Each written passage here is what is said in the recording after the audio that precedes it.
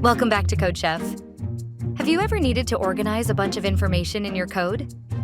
Things like a list of your favorite movies, a playlist of songs, or the names of users on a website? Well, in Python, we do that with a powerful tool called lists. Today, you'll learn how to create, access, and modify these fundamental data collections to keep your information organized and ready for action. Think of a Python list like a digital shopping list. You have a list of items you need to buy. You can write down new items at the end. Add an item in the middle if you forgot something. Cross off an item once you've put it in your cart. Change an item. Maybe you decide to buy almond milk instead of regular milk. A Python list works exactly the same way. It's a single variable that holds multiple items, and you can easily change what's inside it. In this tutorial, you will learn how to create a list, access items using positive and negative indices, add new items with .append and .insert, modify and remove items with .remove and .pop. Check the list's length with len. Let's talk about the definition. In Python, a list is a collection of items enclosed in square brackets and separated by commas. Each item in the list has a position or index. Positive indexing starts from the left, with the first item at index 0. Negative indexing starts from the right, with the last item at index -1. The best part? Lists are mutable, which means you can change them after they're created. You can add, remove, or modify items whenever you want. Let's jump into the code and create a simple shopping list. Imagine you have a shopping list with the items bread, milk, and eggs. Now, suppose you want to see the first item you need to buy, or check the last item on the list. How can we do that in Python? Here's the solution.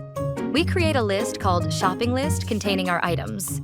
To get the first item, we use positive indexing with shopping list open bracket 0 close bracket, which gives us bread.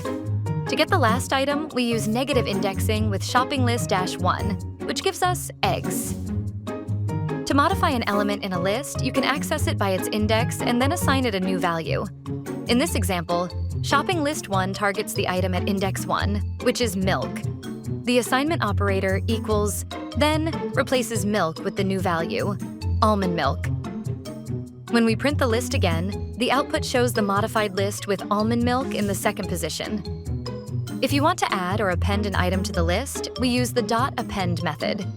This method places the new item at the very end of the list. For example, shopping list .append cheese adds cheese to the end. But if you want to add an item at a specific position, we use the .insert method.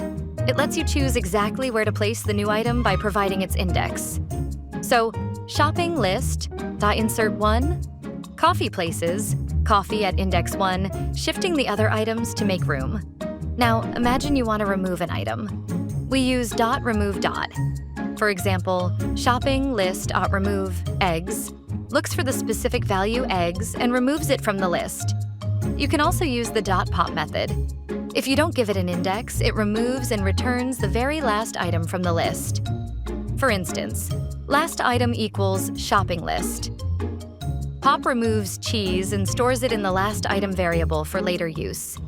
If you want to find out how many items are in your list, you can use the len function. The len function is a simple way to count the number of items in any list. In this code, we pass shopping list to len. The function counts the items and returns the total. We then store that number in a variable called list length. When we print list length, the output is 4, which is the total number of items in our list. So, where do we use lists in real life?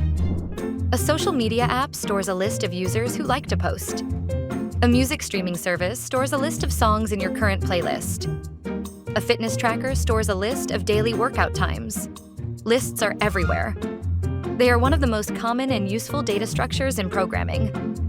Imagine you're a coach with a team roster.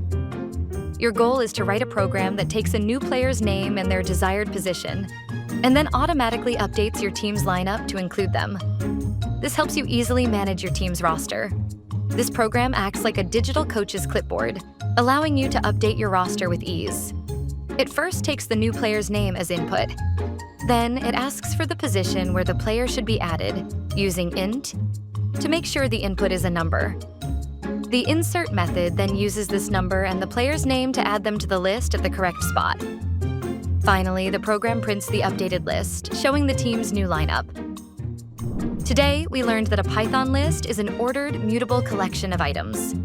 We covered creating a list with square brackets, accessing items by index, modifying elements, adding with .append and .insert, removing with .remove, .pop, getting the length with len. You've now got the skills to organize data like a pro. In our next lesson, we'll dive deeper into more advanced list operations. Keep practicing, keep coding, and we'll see you next time.